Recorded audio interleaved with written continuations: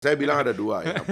Itu yang sekarang ini saya lagi kritik karena banyak orang dislokasi, tidak tahu tempat berdiri. Politik itu ada dua. Sebagai gagasan, semua orang harus tahu. Dan semua orang harus mengungkapkan gagasan politik. Dalam perspektif macam-macam. Ada pengusaha bicara politik, oke. Ada dokter bicara politik, politik kedokteran, politik kesehatan, dan sebagainya. Ada ustadz bicara politik, it's okay. Tapi begitu kita masuk gelanggang, orang harus membatasi diri.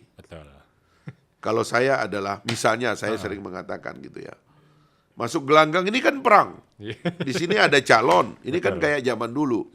Semua orang boleh bicara tentang teori-teori kehidupan, pemerintahan yang baik. Tapi di sisi lain itu ada perangnya. Begitu Anda perang, gitu ya, nggak boleh semua orang ikut perang.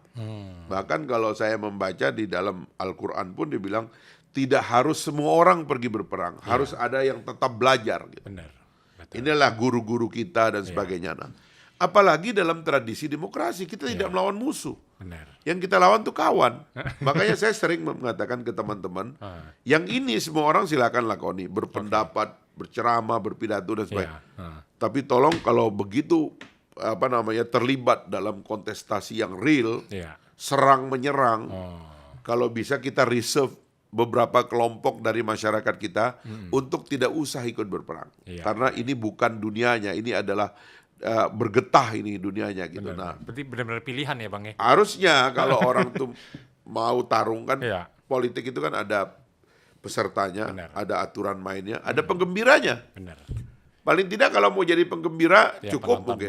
Gitu. Tapi jangan jangan dia adalah penggembira tapi tiba-tiba kayak peserta.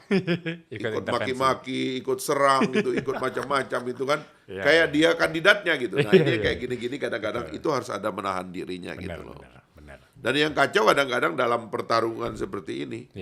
Pemain melawan kandidat kayak saya kan kandidat, saya anggota partai, saya mendukung calon presiden. Tapi yang paling banyak menyerang saya itu bukan kandidat lain. Tapi penonton dari yang sebelah ya Bang ya. Ya itulah saya bilang harus bisa menahan diri.